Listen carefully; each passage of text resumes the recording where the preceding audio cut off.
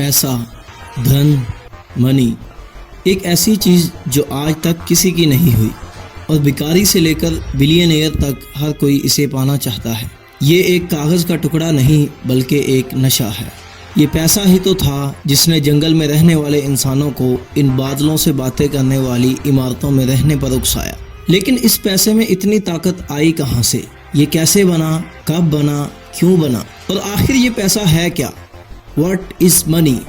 پیسہ ایک کاغذ کا ٹکڑا جس کی خود بھی کوئی قیمت نہیں، بس یہ ہمیں دوسری چیزوں کی قیمت بتاتا ہے۔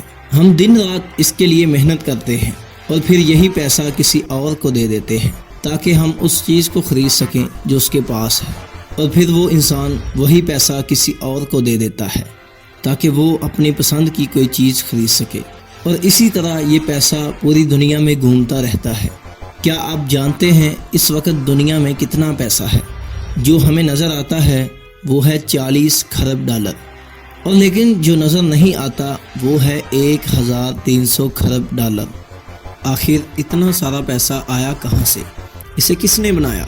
تو آئیے چلتے ہیں پیسے کی ایک ایسی کہانی کی طرف جو سچ میں آپ کو حیران کر دینے والی ہے، اور ہم وہ سب کچھ جانیں گے جو آج سے پہلے آپ نے سوچا بھی نہیں تھا۔ پتھروں اور سونے چاندی کے سکوں سے لے کر ایسے پیسے تک جو نظر ہی نہیں آتا۔ آخر کیسے یہ پیسہ ایک ایسی زبان بن گیا جسے دنیا کا ہر انسان سمجھتا ہے؟ آخر کیسے اس بے جان سی چیز نے ہمیں اپنا غلام بنا رکھا ہے؟ معزز سامعین، ویڈیو میں آگے بڑھنے سے پہلے آپ سب سے نہایت ہی ادب سے گزارش ہے کہ ہمارے چینل کو لازمی سبسکرائب کریں تاکہ آنے والی ہر اچھی ویڈیو آپ تک آسانی سے پہنچ سکے۔ تو آئیے چلتے ہیں آج سے 17,000 سال پہلے، جب پیسے کا نام و نشان تک نہیں تھا۔ یہ وہ وقت تھا جب انسان چھوٹے چھوٹے قبیلوں میں رہا کرتے تھے، اور ان سب کا صرف ایک ہی مقصد تھا، شکار کرنا اور کسی بھی طرح زندہ رہنا۔ پر شکار ایک ایسی چیز ہے جو ہر روز نہیں ملتا، لیکن بھوک تو ہر روز لگتی ہے، اور یہ بھوک ہی تھی جس نے ہر ایک قبیلے کو دوسرے قبیلے سے کوئی چیز لینے اور دینے پر مجبور کر دیا۔ تم ہمیں تازہ گوشت دو اور ہم تمہیں اپنے ہتھیار دیں گے۔ اس لین دین میں دونوں قبیلوں کا ہی فائدہ ہوتا تھا، اور اس طرح جنم ہوا بارٹرنگ سسٹم کا، یعنی کہ چیزوں کا لین دین کرنا۔ اور پھر اس بارٹرنگ سسٹم نے اس دنیا کو بدل کر رکھ دیا۔ ایک دوسرے سے لڑ کر چیزیں حاصل کرنے والے انسان اب مل جل کر رہنے لگے، ہر کوئی ایک دوسرے سے ٹریڈ کرنے لگا۔ اور پھر ہزاروں سالوں بعد جب لوگوں کی آبادی بڑھتی گئی اور وہ شکار کے علاوہ کھیتی باڑی بھی کرنے لگے، تو اس بارٹر سسٹم میں بھی کمیاں نظر آنے لگیں۔ اتنے سارے لوگوں کے ساتھ ٹریڈ کرنے پر یہ یاد رکھنا مشکل ہو گیا کہ کس سے کون سی چیز لینی تھی اور کسے کون سی چیز دینی تھی۔ یہ یاد رکھنے کے لیے انسانوں نے مٹی کے چھوٹے چھوٹے ٹکڑوں پر لکھنا شروع کر دیا، جس سے اکاؤنٹنگ کی شروعات ہوئی۔ انسانوں نے چیزوں کا حساب کتاب رکھنا شروع کر دیا، لیکن اس بارٹرنگ سسٹم کی پریشانیاں اور کمیاں ختم ہونے کا نام ہی نہیں لے رہی تھی۔ سب سے بڑا مسئلہ یہ تھا کہ ٹریڈ کرنے کے لیے دونوں فریقوں کا ایک چیز پر رضامند ہونا بھی ضروری تھا، یعنی مجھے تو وہ چیز چاہیے جو تمہارے پاس ہے، لیکن تمہیں جو چیز چاہیے وہ میرے پاس نہیں ہے۔ اس وجہ سے یہ لین دین نہیں ہو پاتا تھا، اور اب ایک ایسی چیز ہونی چاہیے تھی جو ان چیزوں کے لین دین والے جھنجھٹ کو ختم کر سکے، اور اس طرح شروعات ہوئی پیسے کی۔ لیکن وہ یہ پیسہ نہیں جو آپ سمجھ رہے ہیں، یہ تھی کموڈٹی منی۔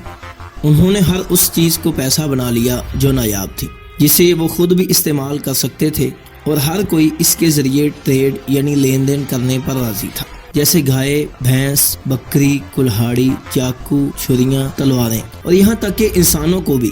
جی ہاں، اس وقت غلاموں کو پیسے کی طرح استعمال کرنا ایک عام بات تھی۔ اس کموڈٹی منی نے ہماری زندگی آسان کر دی تھی، لیکن اس کموڈٹی منی کی بھی ایک بہت بڑی پرابلم تھی۔ اس بات کا پتہ کرنا بہت مشکل تھا کہ میرے پاس جو چیز ہے اس کی قیمت کیا ہے۔ ہر چیز اپنی ایک الگ قیمت رکھتی تھی۔ اب ہمیں ایک ایسی چیز چاہیے تھی جس کی کوئی خاص قیمت ہو۔ 600 سال قبل مسیح، آج سے 2600 سال پہلے، قدیم یونان میں شروعات ہوئی میٹالک منی کی۔ سونے اور چاندی کو ملا کر ایسے سکے بنائے گئے جس پر شیر اور بیل بنا ہوتا تھا۔ لوگوں کو دن رات کی محنت کے بعد صرف 2 ہی سکے ملتے تھے۔ اس سکے کو غور سے دیکھیے، یہ ہے دنیا کا سب سے پہلا سکہ، دا لیڈین اسٹیٹر۔ لیڈینسٹریٹر کے بعد تو یوں سمجھیں سکوں کی بارش ہونے لگی۔ ہر سلطنت کے بادشاہ نے اپنے ناموں کے سکے بنانا شروع کر دیے اور ہر کوئی سکے استعمال کرنے لگا کیونکہ ان کے ذریعے لین دین کرنا بہت آسان ہو گیا تھا۔ لیکن آہستہ آہستہ ان سکوں کی بھی خامیاں سامنے آنے لگیں۔ 500 قبل مسیح یہ وہ دور تھا جب اوورسیز ٹریڈنگ زور و شور سے چل رہی تھی اور یہ سارا ٹریڈ ہوتا تھا سکوں میں، اور سکے جتنے زیادہ ہوں اتنا ہی زیادہ ان کا وزن ہوتا ہے، اور سکے زیادہ ہونے کی وجہ سے وہ سمندری جہاز میں جگہ بھی زیادہ لیتے تھے۔ اسی طرح سکوں کو گنا تو جا سکتا تھا لیکن اتنے زیادہ سکے بھلا کون گنے۔ اب ہمیں کوئی ایسی چیز چاہیے تھی جو ہلکی بھی ہو اور جسے آسانی سے شفٹ، سٹور اور کاؤنٹ کیا جا سکے۔ 1279 میں منگولین چائنا کے شہنشاہ اور چنگیز خان کے پوتے قبلا خان نے درختوں کی چھال سے دنیا کی پہلی پیپر منی کو بنایا جو لوگوں سے سونے کے سکے لے کر انہیں یہ کاغذ دیا کرتا تھا۔ دراصل یہ تھی تو پیپر منی لیکن اسے کہتے ہیں IOU یعنی IOU یعنی میں تمہارا قرض دار ہوں، یہ کاغذ لے جاؤ اور جب چاہو یہ واپس دے کر اپنے سونے کے سکے لے جانا۔ پر لوگوں نے سوچا اس کاغذ کو سونے اور چاندی میں بدلوانا ہی کیوں، اسے ہی ٹریڈ کرتے ہیں، اور یہ آئیڈیا چائنا کے باہر ہر طرف پھیلنے لگا اور جانے انجانے میں ایک ایسی طاقت کی شروعات ہونے والی تھی جسے روکنا ناممکن تھا، اور وہ تھی بینکس۔ پیپر منی کی وجہ سے انٹرنیشنل ٹریڈنگ اس انتہا تک بڑھ گئی کہ IOUs یعنی اس وقت کی پیپر منی ہر کسی کے پاس ہونے لگی، اور یہیں پر کچھ ایسے لوگ جو پیسے کے پیاسے تھے وہ لوگوں سے ان کے سونے کے سکے لے کر انہیں IOUs دینے لگے۔ پر IOU ایک ایسی چیز تھی جو وہ جتنا چاہے چھاپ سکتے تھے، اور لوگ بھی وہ پیپر منی لینے لگے کیونکہ انہیں سونے کے سکوں کے چوری ہونے کا ڈر لگا رہتا تھا۔ اور آپ تو یہ جانتے ہیں کہ بینک پیسہ کیسے کماتا ہے، ادھار دے کر، اور اب وہ بینکس ان لوگوں کو ادھار دینے لگے جس کی وجہ سے شہر کے اندر پیپر منی بہت زیادہ ہو گئی۔ پیپر منی زیادہ ہونے کی وجہ سے ایک ایسی چیز سامنے آئی جسے کہتے ہیں انفلیشن یعنی کہ مہنگائی۔ جو چیز ایک IOU کی تھی وہ بڑھ کر 10 IOU کی ہو گئی۔ بینکوں میں اتنے سونے کے سکے نہیں تھے جتنی شہر میں پیپر منی ہو گئی تھی، اور جب لوگوں کو یہ پتا چلا کہ مہنگائی کی وجہ سے IOUs کی قیمت کم ہو رہی ہے تو وہ اپنے سونے کے سکے لینے کے لیے ان بینکوں کی طرف بھاگے، لیکن ان بینکوں کے پاس ان لوگوں کو دینے کے لیے کچھ نہیں تھا، اور اب وہ لوگ اپنے سونے کے سکے اپنے گھروں میں ہی چھپا کر رکھنے لگے جس سے پیسے کا سرکولیشن بہت ہی کم ہو گیا اور بہت سی پریشانیاں سامنے آنے لگیں۔ 1816 میں برٹن ایک نیا قانون سامنے لے کر آیا کہ جتنا گولڈ ہمارے پاس ہوگا ہم اتنی ہی پیپر منی پرنٹ کریں گے، جس سے مہنگائی بھی نہیں ہوگی اور قرض بھی ایک لمٹ میں دیا جائے گا۔ اسے کہتے ہیں پیپر منی کو گولڈ سٹینڈرڈ کے مطابق کرنا، اور دیکھتے ہی دیکھتے ساری کنٹریز اپنی پیپر منی کو گولڈ سٹینڈرڈ کے مطابق کرنے لگی، اور فائنلی 1900 میں یونائٹڈ اسٹیٹ نے گولڈ سٹینڈرڈ کو اپنا لیا۔ ناظرین، اس بات سے تو انکار نہیں کیا جا سکتا کہ پیسہ جس دن بنا تھا یہ اپنے ساتھ ایک ایسی چیز لے کر آیا جس سے بچنا ناممکن ہے، اور وہ چیز ہے پیسے کی بھوک۔ پیسہ جتنا بھی ہو کم لگتا ہے۔ اگر آپ کے پاس 100 کروڑ ہوں تو آپ کیوں نہیں چاہیں گے کہ آپ کے پاس 1000 کروڑ ہونے چاہیے۔ اسی طرح ملک میں پیسہ زیادہ ہو تو ہوتی ہے انفلیشن یعنی مہنگائی جو کہ خطرناک ہے، اور اگر پیسہ کم ہو تو ہوتی ہے ڈیفلیشن جو اس سے بھی زیادہ خطرناک ہے۔ سن 1930 میں US میں گریٹ ڈپریشن چل رہا تھا، اور یہ ڈیفلیشن کی وجہ سے تھا کیونکہ چیزوں کی قیمت کم تھی۔